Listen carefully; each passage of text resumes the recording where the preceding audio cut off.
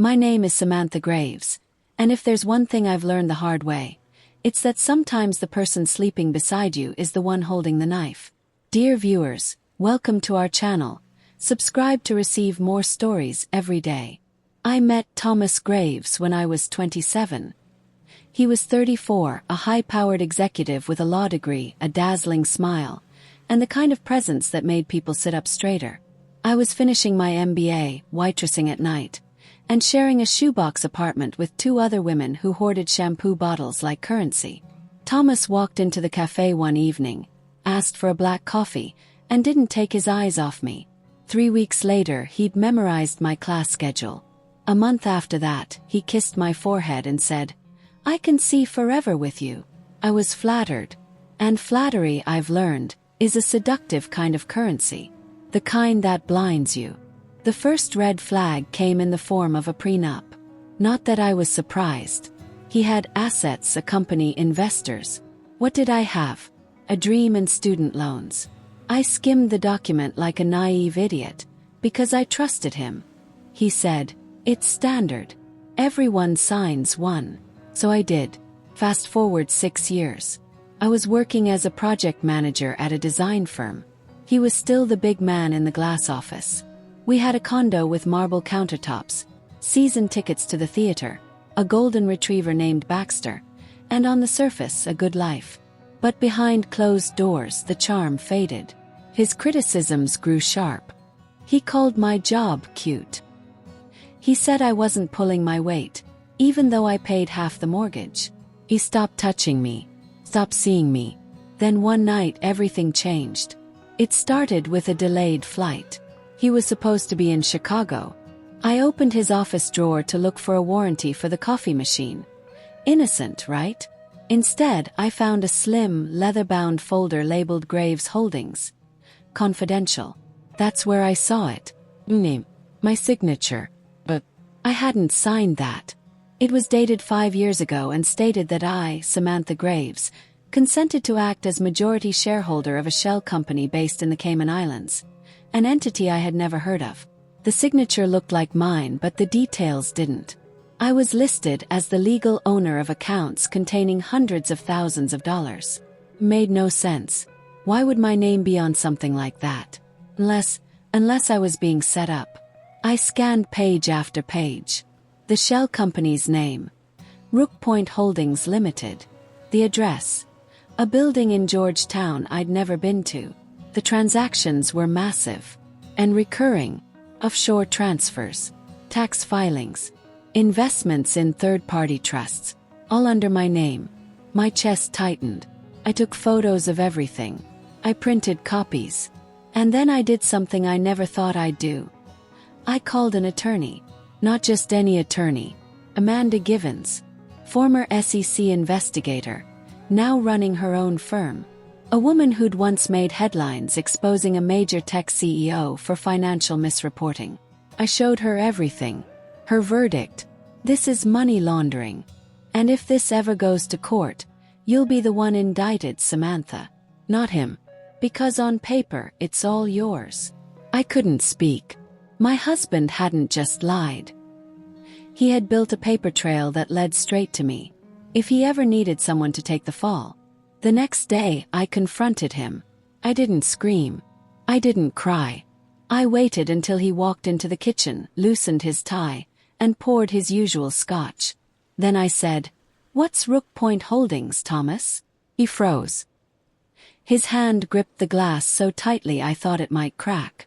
"What are you talking about?" he asked, voice too casual. I slid the printed pages across the counter. He didn't even glance at them. Instead, he smirked. "I was wondering when you'd find that," he said. No panic, no denial, just cold amusement. "You forged my signature," I said. He shrugged. "Technically, you authorized it. You signed the prenup, remember? Clause 47C. The power of attorney addendum." My heart dropped. I'd never seen a 47C. I flipped through the original prenup that Amanda had requested from the registry. Sure enough, there it was. In the smallest font imaginable. Buried beneath legal jargon. It gave him permission to act on my behalf in corporate matters. And that includes offshore accounts. If you want to get technical, yes. I didn't even notice I was crying until a tear hit the countertop. "I'm divorcing you," I said. His only reply was a slow, condescending nod. "You can try." That night I packed a bag and left. I didn't tell him where I was going. Amanda arranged a temporary restraining order and filed the first set of divorce papers. But the day before our court hearing, Thomas vanished. No forwarding address. No contact. No digital trace. He shut down his phone. Closed his office. Even Baxter was gone. Amanda called in a private investigator. Days turned into weeks. Then one morning I got a call. It was from Thomas's mother, Margaret Graves. We hadn't spoken in years. She'd always been cold, proper, the kind of woman who shook hands instead of hugged. But her voice was shaking. "I think I know where he is," she said. "And I think I want to help you." When I met Margaret Graves at a quiet diner on the east side of town, I wasn't sure what to expect. The last time we'd spoken was 3 Christmases ago, and her only words to me then were, "Next time, don't overcook the roast." But this time she looked older, worn. There was no makeup, no jewelry, just a woman carrying a manila envelope and a look of something I couldn't place. Remorse, maybe. She sat down without a word and slid the envelope toward me. "I should have done this a long time ago," she said. Inside were a series of old emails, photocopies of bank transfers, and a letter in Thomas's handwriting, addressed to her. He had been moving money for nearly a decade, long before I met him. This wasn't about me. This was who he was. "What is all this?" I asked, scanning a page. "My husband, their father, did this too," she said quietly. "Only he did it under the name of a family trust. Thomas learned from him. Watched him hide money during the divorce. Saw how I ended up with nothing but a house I couldn't afford. And I think he always swore he wouldn't make the same mistake." I stared at her, stunned. "So he planned this from the start?" "I think he never stopped planning. He didn't marry you because he loved you. He married you because you were smart enough to be useful, and trusting enough to be controlled." The words gutted me. She leaned closer. "But here's the part he miscalculated me. He thinks I'll stay silent, that I'll protect him again. But I'm done doing that." I looked at her, really looked at her, and I realized we were two sides of the same coin, women who had loved Thomas Graves, and who had been used in the process. "I know where he is," she said. "He's staying at a private estate just outside Santa Fe. A friend of his, some tech investor who owed him a favor." "Why are you telling me this?" Her lips pressed into a tight line. "Because I want to watch him fall. And I think you're the only one who can make that happen." With Amanda's help, I filed a motion to freeze all accounts linked to my name, including Rookpoint Holdings. It took days of legal wrangling and 2 emergency hearings. But by the end of the week, the accounts were locked pending investigation. That meant Thomas couldn't touch the money. He wouldn't know it yet, but his lifeline was cut. Then I called the police. The investigator, Detective Liza Moreno, was young but sharp. She reviewed the documents Margaret had given me and immediately called in the Financial Crimes Unit. "If we can prove intent to defraud and the use of forged documents to create false ownership under your name," she said. "He's looking at federal charges. But we needed one more thing, location." That's where Margaret came in. She called Thomas that evening and pretended to be frantic. Told him I'd been hospitalized, that I was suicidal, that he needed to call her back. And when he did, she recorded the call. In it, he said, "I'll stay here for another few weeks until things cool down. Then I'm leaving the country. She can't touch me." We had it. The next morning, I boarded a flight to Santa Fe with Detective Moreno and, of all people, Margaret Graves. It was a surreal team. Me, the woman whose life he tried to destroy. His mother, whom he had emotionally blackmailed for decades, and a detective who smelled blood. The estate was massive, gated, hidden behind a grove of cottonwoods. Margaret buzzed the gate and spoke into the intercom. "It's me, Tommy. Brought food. Open up." He did. And when the gate swung open and we drove in, I swear my heart stopped. There he was, standing barefoot in linen pants, a drink in his hand, utterly relaxed. Until he saw me, his face blanched. The glass slipped from his hand and shattered. "Sam," he said, stunned. But before he could take another step, Detective Moreno stepped forward and calmly said, "Thomas Graves, you are under arrest for wire fraud, forgery, and conspiracy to commit financial crimes." He backed away, shaking his head. No, you can't. This is harassment. I'm a victim here." He looked at Margaret. "Mama, tell them this is a mistake." And Margaret, with steady eyes, said the one thing I'll never forget. "No, Thomas. The mistake was thinking I'd keep covering for you." They cuffed him and put him in the back of the cruiser.